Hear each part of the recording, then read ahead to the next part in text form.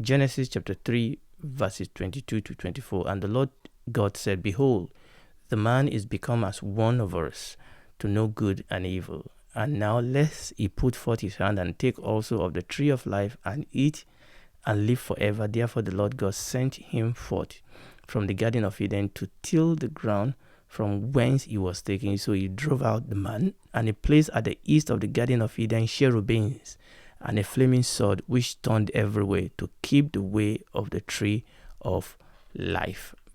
Praise the Lord. So we read in the first half of Genesis chapter 3 verse 22. So the first half of that verse 22, it says that, and the Lord God said, Behold, the man is become as one of us, to know good and evil. Okay. Remember what we have read in Genesis chapter 3 verse 5, when the devil was tempting Eve, and when the devil said, that's Genesis chapter 3 verse 5, he said, For God doth know that in the day you eat thereof, then shall your eyes be opened, and you shall be as gods, knowing good and evil. So the question is, when God said in Genesis 3:22 that the man is become as one of us, to know good and evil, the question is that a good thing? Now, we've dealt with this already, and specifically in episode 205 to 208, we have looked at the meaning and the implication of man and the woman knowing good and evil, especially against the half-truth that the devil told them in Genesis chapter 3 verse 5 that I alluded to a couple of seconds ago. So the question is, just a quick review that we need to understand so that we can move this forward, is that in what way did Adam and Eve become like God? Okay, in what way did they become like God? In what way did they know good and evil? Because the Bible says that they become like gods in knowing good and evil. And we have seen that the devil actually sold them half-truth. And we know that half-truth is very dangerous. Okay. It is true that they become like gods in knowing good and evil. But the question is, that was not a good thing after all. The question is, in what way did they become like God? And we saw that they have become autonomous and independent from Yahweh Elohim. In other words, they have become the rule for themselves. Henceforth, they will make up the rule for themselves. The way God knew good and evil is as the lawgiver. Man's supposed to receive the law from God and to obey it. But when the man and the woman decided that they want to be like God, knowing good and evil, what they are saying is that they don't want to be subject to God. They want to make the rule for themselves. They want to make up their own personal moral code. Before then, it was not my will, but your will be done. But now it is not your will, but my will be done. And that is what it all entails when the Bible says that they become like God. It is not what God said is good. It is what seems good to them. And unfortunately, that is absolutely not a good thing. For Adam and Eve, contrary to the picture that Satan painted, that was a very, very bad turn of event. A man becoming like God, knowing good and evil, was not the fun and game that the Satan has sold it to be. Rather, it was unfortunately the beginning of the end for human. I mean, look around us. Look at all the, damning evidence around us. The chaos, the darkness, the pain, that is all an evidence of human wanting to be God. And unfortunately, we've not learned our lesson. I mean, ask the prodigal son. The prodigal son did the same thing in the book of Luke chapter 15. What happened? The prodigal son attempted to be the father. He wanted to be autonomous. He wanted to be independent. He wanted to make the rule. He wanted to call the shot. That is what he wanted to do. But how did that work out for the prodigal son? How did that work out for Adam and Eve? How did it work out for the prodigal son? Let's read Luke chapter 15, in particular talking about the prodigal son. How did it work out for the prodigal son? Luke chapter 15, verses 13 to 14. And not many days after, the younger son, that's the prodigal son, gathered all together and took his journey into a far country. And there, the Bible says, he wasted his substance with riotous living. Verse 14. And when he had spent all, there arose a mighty famine in that land, and it began to be in want. That's the question, isn't it? How did it work out for the prodigal son? No, it was bad. it was a bad turn of event. In the beginning, it looks like he got what he wanted. In the beginning, it looked like he had his independence, I was autonomous. But suddenly, he realized that he is not the father. There is a protection, there is a life that comes from the father. And that is what the prodigal son doesn't suddenly realize. And the Bible tells us where we read that he wasted. And this is the problem. When we unplug ourselves, when I unplug my life from God, it becomes a waste. When we as human unplugged our life from God, it becomes a waste. And the Bible says, I wasted his substance in riotous living, and it began to be in want. It is the same thing with Adam and Eve. They had what they wanted, but unfortunately they didn't want what they got. Okay, they have become what they have become. And in this concluding verse of the narrative of the fall in Genesis chapter 3, that is verses 22 to 24, we saw that God took two steps which initiated the execution of the judicial judgment that God has pronounced on the first couple. So in these 3 verses that we read, we'll see 2 steps that God took so that God can implement, so that God can execute the judgment, the judicial judgment that he has passed upon Adam and Eve. The first thing is God expels them from the Eden garden. So there was an expulsion.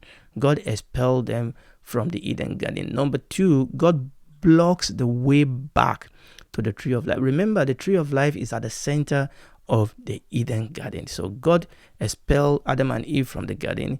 But the second thing is that God blocked their way back from into the garden. God blocked their way back to the tree of life. So the second half of verse 2 reveals to us the reason behind these 2 measures that God took. Okay, so that verse 22 and 23 again, so that we can refresh our memory. And as I do that, I want you to pay close attention of the identity of the speaker.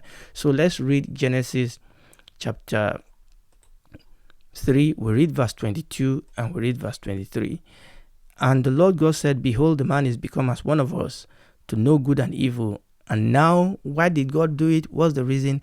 Lest he put forth his hand and take also of the tree of life and eat and live forever. Verse 23. Therefore, the Lord God sent him forth from the Garden of Eden to till the ground from whence he was taken.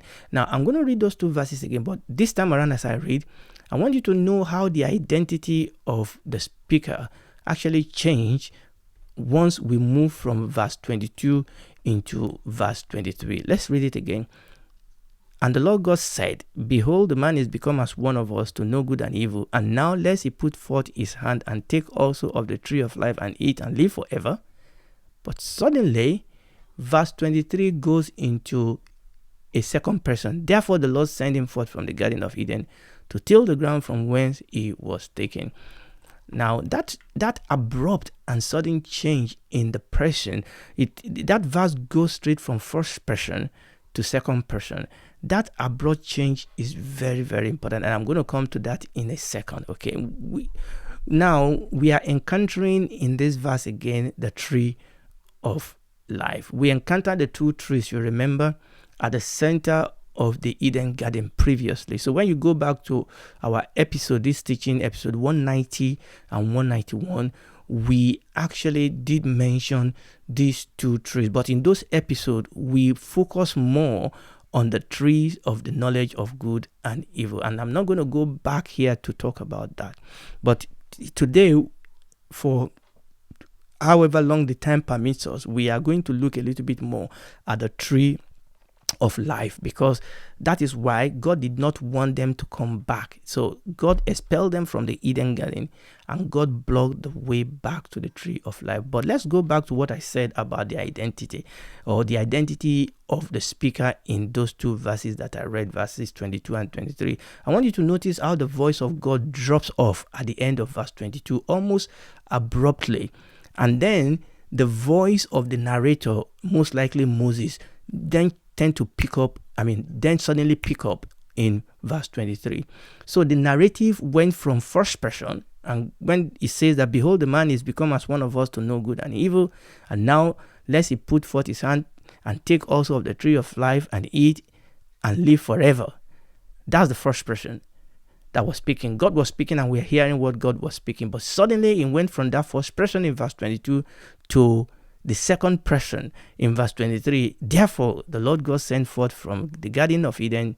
Therefore, the Lord sent him forth from the Garden of Eden to till the ground from whence he was taken. Now, this is really quite unusual. This abrupt change in the person, from the first person to the second person. So, depending on how one translated these two verses from the original Hebrew, God appeared not to have finished the sentence he was saying in verse 22. Depending on how you translated it out of the Hebrew. So the question is that, was that intentional? What is the implication? Does it suggest the unthinkability and the impossible of the idea that God was talking about in verse 22? You know, this thing about the fallen man reaching out his hand to partake of the fruit of the tree of life. That was the issue that God was dealing with. That was the reason God gave why the man and the woman were driven out. But it's almost like saying, well, you cannot afford to think about this particular thing happening. Is that what it suggests here? The unthinkability of that idea of Adam and Eve in their fallen state, taking of the fruit of the tree of life. Whatever its implication. We learned previously that although death was part of the curse, however, death for mankind is also an act of mercy. So, the man eating of the fruit of the tree of life and then living forever in that situation is not a good thing. It's not a good thing. It's unthinkable. It's undesirable. Salvation for human will eventually come through the death of the Messiah. Mankind will not automatically live an unending, hopeless, pitiful, painful, and frustrated physical life, because it's either man died and go to hell, or through the death of the Messiah, the door will be open for a human to come into a place of restoration by believing in the completed work of the Messiah. So we say here that actually it is not in man's interest for him to live forever in the state of sinfulness and being under the wrath of God. So God driving the man and the woman out of the Garden of Eden and blocking the way back to the tree of life was actually an act of mercy. Now, when we look at the dynamics of what is going on here, it is clear that the eating of the fruit of the tree of life after the fall will lead to physical immortality to Adam and Eve. I'll say that again. God did not want them to eat of it, because if it was possible for Adam and Eve to eat of that tree in their fallen state, that means that they will have physical immortality as a fallen human. And that means that they will be trapped in this life, they will be trapped in an unending life that is hopeless, pitiful, that is chaotic, that is frustrating, that is painful, that is full of chaos. That obviously is unthinkable. That obviously is undesirable. And this is the reason why God took the next two steps, by which he initiated, the execution of the Judicial judgment that God passed upon Adam and Eve. Again, what are those two steps? So verse 24, so God drove out the man, and he placed at the east of the Garden of Eden cherubims and a flaming sword which turned every way to keep the way of the tree of life. Now, we've talked about cherubims before, so I'm not going to talk about cherubims again. So the two steps, God expelled them.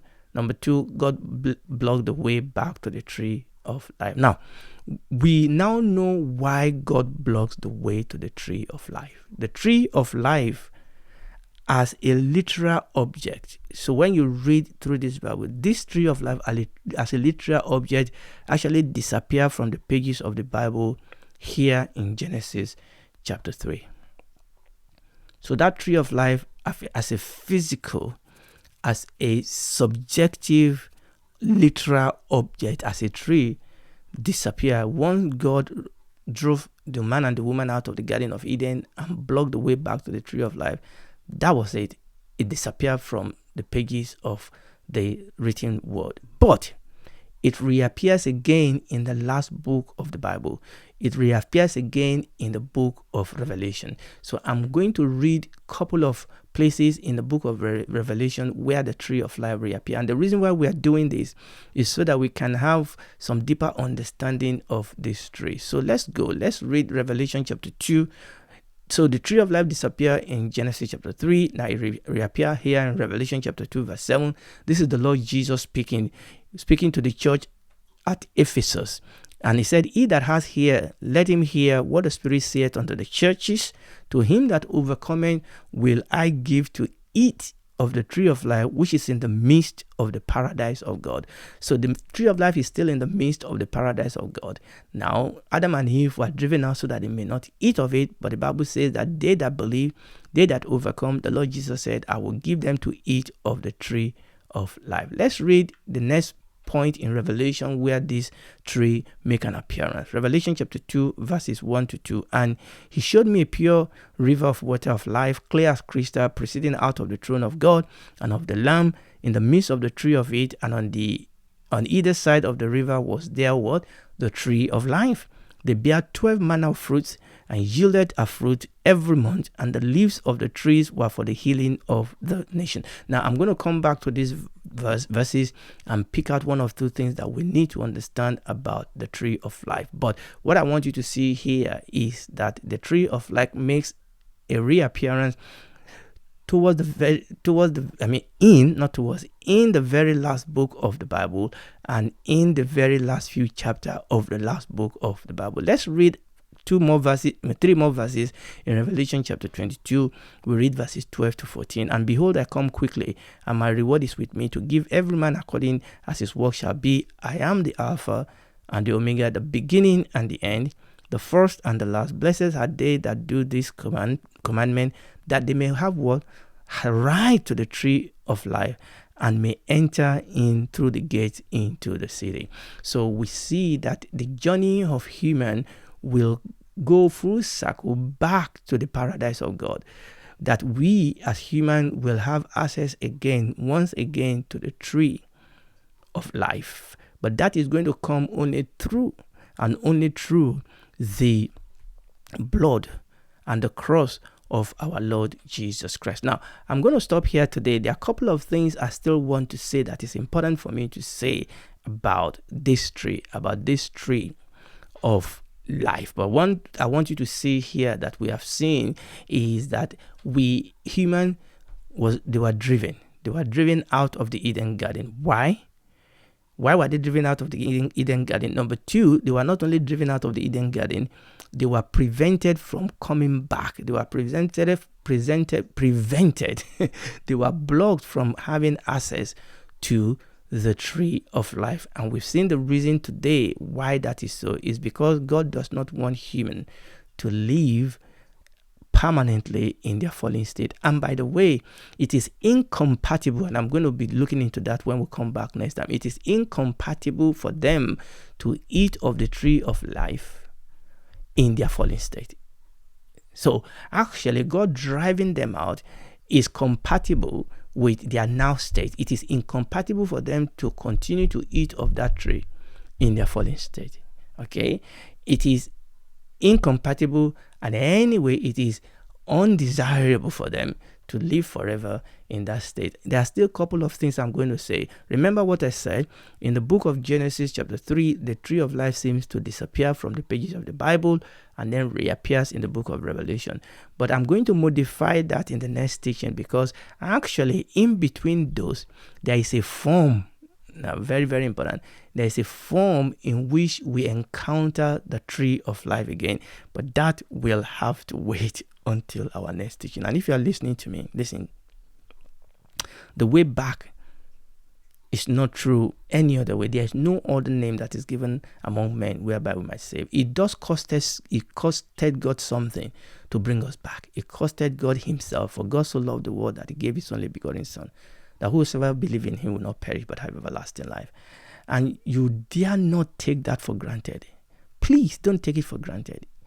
God loves you so much, and that is why the Lord Jesus Christ came. All you need to do is to understand that you're a sinner, you cannot save yourself, you need help, you need help, you need help, you need help, you need help, you need a Savior. And the Savior has come. He's not coming, he has come. And all you need to do is there with you. Just bow down your head, admit to him that you are a sinner. Accept the gift of salvation from his hand and ask him to come and do a work of salvation in your heart. He will come, he will do it. You will become a new woman, a new man, and he will walk the rest of this life with you. You growing in the knowledge of Christ, obviously join a living church where you can grow in a family. And when this is all over, you will spend the rest of your life with him in this new paradise, with this tree of life, with access to this tree of life. Do it right now, because tomorrow may be too late.